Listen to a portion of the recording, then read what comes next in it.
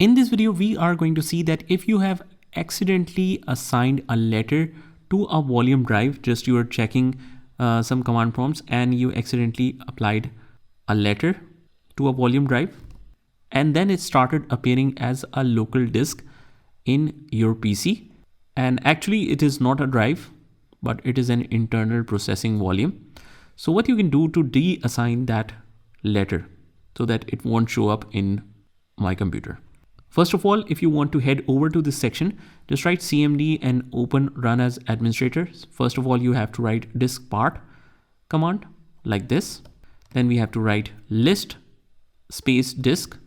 Then we have to write select drive 0. Then we have to write select disk 0.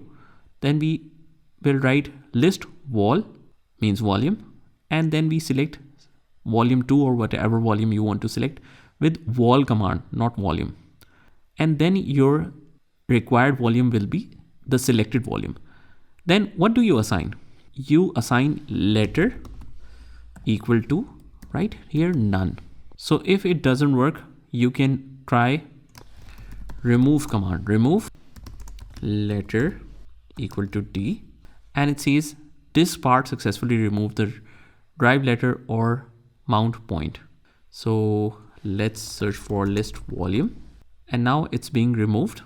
It was the same drive, 819 MB. So close out of here and make sure it is also removed from the drive on your main system. So that's pretty much it, guys. I hope you found this video helpful, and if you did, hit the like button and subscribe to our channel, and I will see you in the next one.